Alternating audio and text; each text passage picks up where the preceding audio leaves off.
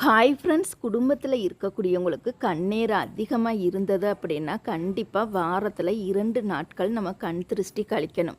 இதுக்கு தேவையான பொருட்கள் பார்த்திங்கன்னா கடுகு, வரமிளகாய் 3 அல்லது 5, மிளகு, சூடம், கல்லுப்பு கண்டிப்பாக எடுத்துக்கணும்.